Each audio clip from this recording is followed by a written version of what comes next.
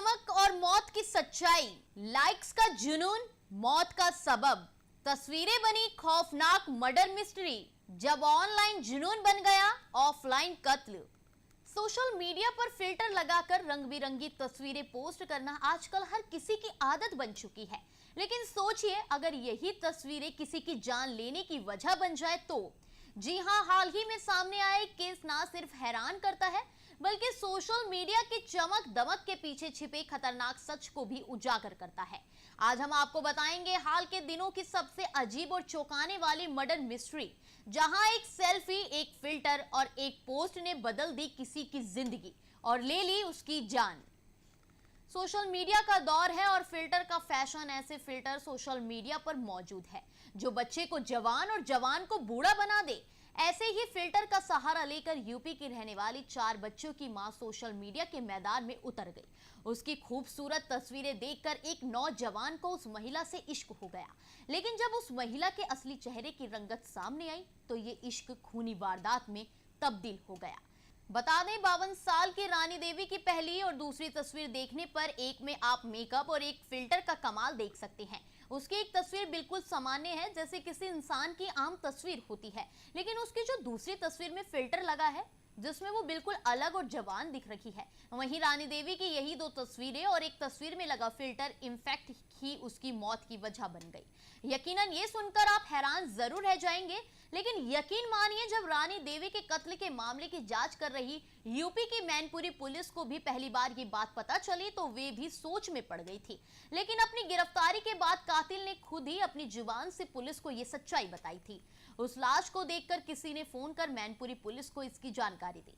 मौके पर पहुंची पुलिस को लाश तो मिली, लेकिन उसके पास से ऐसी कोई चीज नहीं मिली जिससे मरने वाली महिला की पहचान हो पाती। हालांकि मौके पर एक मोबाइल फोन जरूर पड़ा मिला, लेकिन उस मोबाइल फोन का सिम कार्ड गायब था।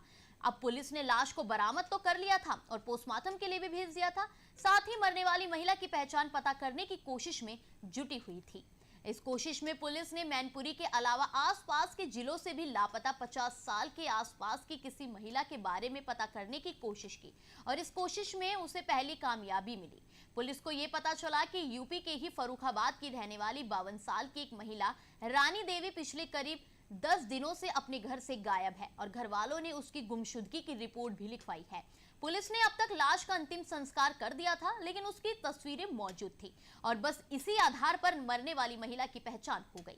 घर वालों ने बताया कि हाँ, तस्वीर रानी देवी की ही है। वो रानी देवी जो शादीशुदा थी और जिसके 4 बच्चे थे। अब पुलिस को रानी देवी का मोबाइल नंबर भी मिल चुका था। पुलिस ने उसकी CDR यानी कॉल डिटेल रिकॉर्ड निकलवाई और ये पता करने की कोशिश की कि कत्ल से पहले आखिरी बार रानी की फोन पर किससे बात हुई थी। जल्द ही पुलिस को इसका भी जवाब मिल गया और पता चला कि रानी की फोन पर मैनपुरी के ही रहने वाले एक नौजवान अरुण राजपूत से बात हुई थी।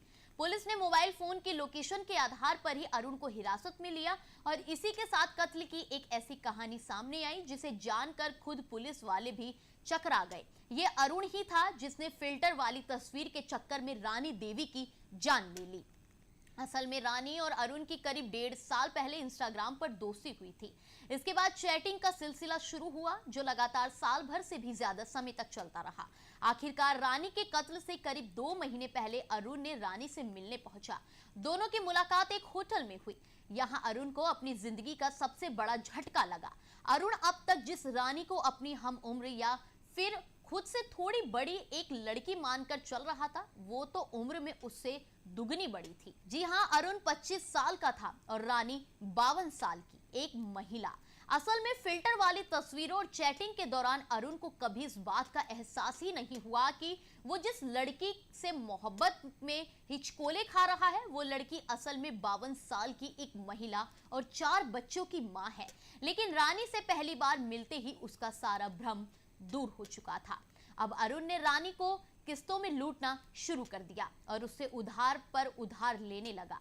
महज 1.5 महीने में ही उसने रानी से करीब 1.5 लाख रुपए उधार ले लिए। अब उसका रानी से मिलना जुलना भी शुरू हो चुका था और रानी अरुण पर शादी के लिए दबाव बनाने लगी थी। अरुण पहले तो टालता रहा, लेकिन जब शादी का दबाव ज्यादा बढ़ गया तो वो परेशान हो गया। रानी ने उससे साफ कहा कि या तो वो उससे शादी कर ले या फिर उसके 1.5 लाख रुपए वापस कर दे। और बस यही अरुण ने रानी को रास्ते से हटाने की साजिश रच डाली। बस इसी के बाद अरुण ने रानी को मिलने अपने शहर मैनपुरी बुलाया। दोनों खरपरी में रजवाहे की तरफ सुनसान सड़क पर बैठकर बातें करने लगे। आपको ये भी बता दें कि रानी अपने अंजाम से बेखबर थी, लेकिन अरुण साजिश रच चुका था। प्लानिंग के मुताबिक अरुण अचानक अपनी जगह से उठा और रानी के गले में पड़ी उसकी चुन्नी से ही गला घोंटकर उसकी मौके पर ही जान ले ली। अरुण ने फंदा तब तक कस के रखा जब तक कि वो ठंडी नहीं पड़ गई। इसके बाद उसके मोबाइल फोन से सिम निकाल कर अपने पास रख ली और फोन वहीं फेंक कर वो फरार हो गया। तो फिल्टर और लाइक्स की इस दौड़ ने कैसे एक जिंदगी को छीन लिया, ये कहानी हमें सोशल मीडिया के अंधेरे सच से रूबरू कराती है। चमकती तस्वीरों के पीछे छिपे खतरे को नजरअंदाज करना आसान है, लेकिन आज की ये मर्डर मिस्ट्री हमें याद दिलाती है कि वर्चुअल दुनिया के मायाजाल से बाहर भी एक सच्ची दुनिया है, जिसकी अहमियत कहीं ज्यादा है।